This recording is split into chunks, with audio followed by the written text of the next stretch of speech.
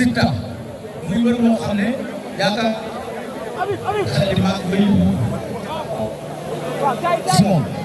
mais ñu seetlu nañ géej way dafay dugg mais bi mu fi duggee combat yi fi jotaa bi mu ko ñàkk mais terewul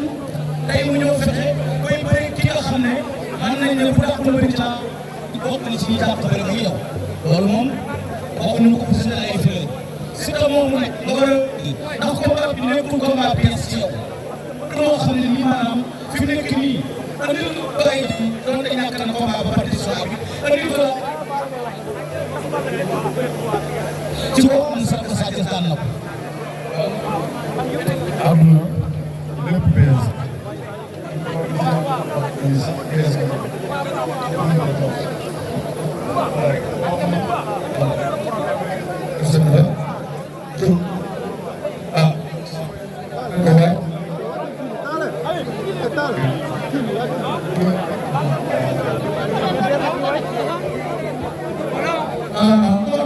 sama sëriñ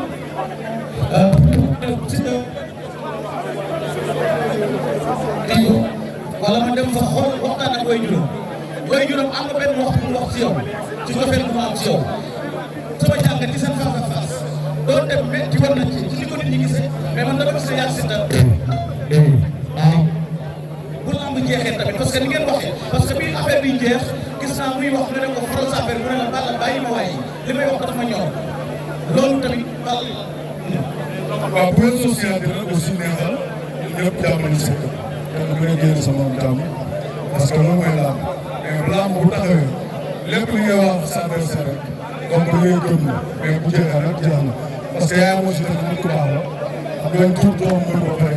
nga retourné ci diw bi dama ko bëgg Balla Gaye dama ko bëgg loolu cofeel la te loolu day dal waa tur bi mën na dal sama waajur mën na dal sama waajur parce que ñëpp on est en famille donc loolu léegi nag boo ñëwee ci bëre bi foofu laay jeexal ak yow Siteu ku ne xam na ne stratégie la te itam néew doole loolu moom yàlla def na ko ndax fi mu jaaroon ak gars yi stratégie mu tegal gars yi ba na si seen ay jeu bu la ko tegalee ak yow ni ndax su keroogee Balla di nga mën a fexe fii ba muy la nga mën a jàngil ba def gars yi def dimanche incha allah. waaw kat xam nga aussi bu doon xool lu tey waaye heure bu nekk bëri naa ko ci Sénégal bu dee bëri naa ko ak Sénégal bëri naa ko ak ci fii bëri naa mbër bu gudd bëri naa mbër bu yaatu bëri naa mbër yëpp làmb yi bëri naa kon donc làmb moom moo jaaxal li am solo mooy sama adversaire moo fonk moo jox cër ma respecté te dinaa woon ne mbër bi jox naa am cër li ma liggéey pour moom sax dëgg yàlla bu defee une minute man lay neex bu dawlee incha allahu laa la wax bu defee une minute bu dawlee man lay neex.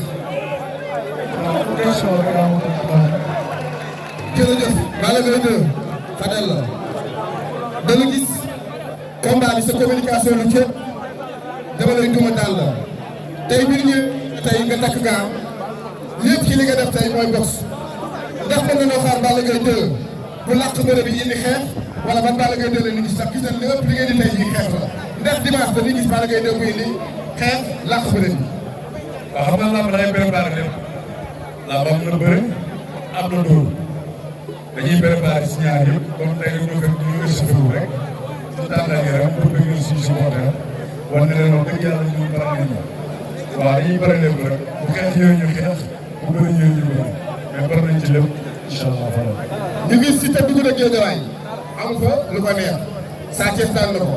Mame Balla daan ko sa rakk Sa Thiès daan ko tey nga jël Siteu ci mara yoo xam ne tey jii Balla Gaye 2 moo doon Siteu ci làmb est-ce que du daate ci yow ak enjeu combat bi tey jii soo ko ñàkkee fa la mën a yóbbu.